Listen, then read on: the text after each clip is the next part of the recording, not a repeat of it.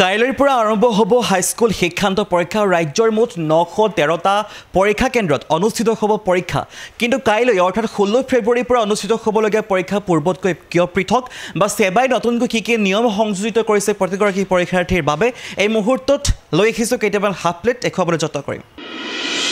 কাইলৈৰ পৰা আৰম্ভ হ'ব হাইস্কুল শিক্ষান্ত পৰীক্ষা ৰাজ্যৰ মুঠ 913টা কেন্দ্ৰত অনুষ্ঠিত হ'ব পৰীক্ষা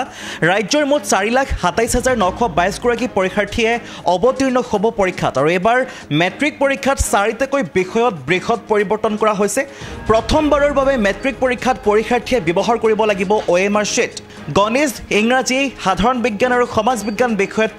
পৰীক্ষাৰ্থীয়ে ব্যৱহাৰ কৰিব লাগিব OMR sheet পৰীক্ষাৰ্থীৰ সুবিধাৰ্থে সেবাই এবাৰ এডমিট কাৰ্ডত প্ৰথমবাৰৰ বাবে বিতংভাৱে বৰ্ণনা দেখুৱাইছে আৰু নিৰ্ধাৰিত সময়তকৈ 10 মিনিট আগত প্ৰতিগৰাকী পৰীক্ষাৰ্থী কেন্দ্ৰত উপস্থিত হোৱাটো বাধ্যতামূলক পুনৰবাৰ জনাইছোঁ কাইলৈৰ পৰা আৰম্ভ হ'ব হাইস্কুল শিক্ষান্ত পৰীক্ষা কিন্তু 16 ফেব্ৰুৱাৰী অৰ্থাৎ কাইলৈৰ পৰা আৰম্ভ হ'বলগীয়া এই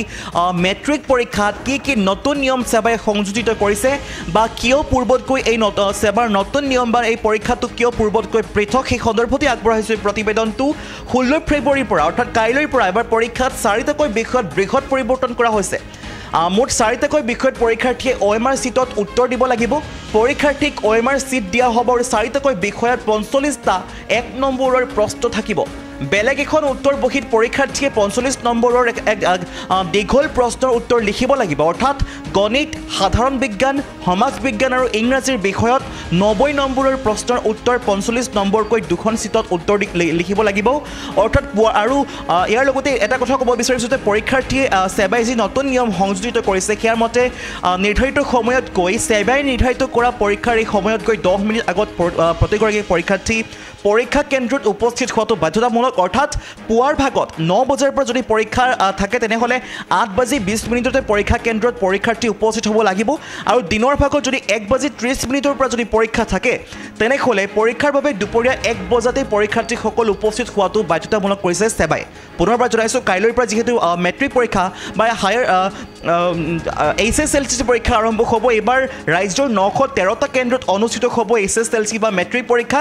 ৰাজ্যৰ 4,27,922 গৰাকী পৰীক্ষাৰ্থীয়ে এবাৰ অৱতীৰ্ণ হ'ব মেট্ৰিক পৰীক্ষাত আৰু এবাৰ মেট্ৰিক পৰীক্ষাত 4টাকৈ বিষয়ত বৃহৎ পৰিৱৰ্তন কৰা হৈছে বৃহৎ পৰিৱৰ্তন কৰিছে সেবাই আৰু প্ৰথমবাৰৰ বাবে মেট্ৰিক পৰীক্ষাত পৰীক্ষাৰ্থীয়ে ব্যৱহাৰ কৰিব লাগিব OMR sheet আৰু গণিত ইংৰাজী সাধাৰণ বিজ্ঞান আৰু সমাজ বিজ্ঞানে 4টা বিষয়ত পৰীক্ষাৰ্থীয়ে ব্যৱহাৰ কৰিব লাগিব এই OMR sheet পৰীক্ষাৰ্থীৰ সুবিধাৰ্থে সেবাই এডমিটত এবাৰ প্ৰথমবাৰৰ বাবে বিতংকৈ বৰ্ণনা কৰি দেখুৱাইছে আৰু পৰীক্ষাৰ এইবাৰৰ পৰীক্ষাত আসলতে 4টাকৈ বিষয়ত যেহেতু বৃহৎ পৰিৱৰ্তন কৰা হৈছে আমি ইতিমধ্যে জনাইছোঁ যে OMR sheet ব্যৱহাৰ কৰিব লাগিব গণিত সাধাৰণ বিজ্ঞান ইংৰাজী আৰু সমাজ বিজ্ঞান বিষয়ত আৰু 90 নম্বৰৰ প্ৰশ্নৰ উত্তৰ 45 নম্বৰকৈ দুখন চিটত উত্তৰ লিখিব লাগিব প্ৰতিগৰাকী পৰীক্ষাৰ্থী অৰ্থাৎ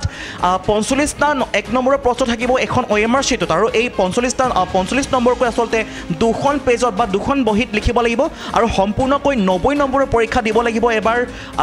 OMR sheetত 90 নম্বৰ কৈ পৰীক্ষা দিব লাগিব প্ৰতিগৰাকী পৰীক্ষাৰ্থীয়ে আৰু পুনৰবাৰ জনাইছোঁ এটা নিয়ম বান্ধি দিছে এবাৰ সেবাই নতুন নিয়ম সংযোজিত কৰিছে যে এই যেহেতু সেবাৰ নিৰ্ধাৰিত সময় যদি সেবাৰ নিৰ্ধাৰিত সময়তকৈ আসলতে 10 মিনিট আগত প্ৰতিগৰাকী পৰীক্ষাৰ্থীক পৰীক্ষা কেন্দ্ৰত উপস্থিত হোৱাটো বাধ্যতামূলক কৰিছে সেবাই অৰ্থাৎ পুৱাৰ ভাগত যদি 9 বজাৰ পৰা পৰীক্ষা থাকে তেনেহ'লে 8:20 পৰীক্ষা কেন্দ্ৰত পৰীক্ষাৰ্থী উপস্থিত হ'ব লাগিব এইফালে দিনৰ ভাগত যদি 1:30 বজাৰ পৰা যদি পৰীক্ষা থাকে তেনেহ'লে 1 বজাতে পৰীক্ষাৰ্থীসকল আহি পৰীক্ষা কেন্দ্ৰত উপস্থিত হ'ব লাগিব পৰৱৰ্তী সময়ত এই সন্দৰ্ভত জনাই যাম আৰু এতিয়া চাই থাকিব এনি ভাৰত 24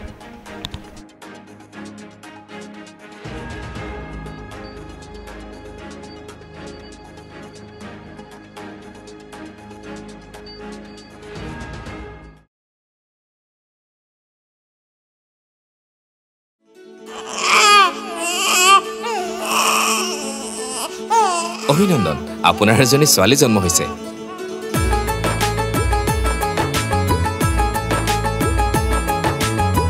লাহি পাহি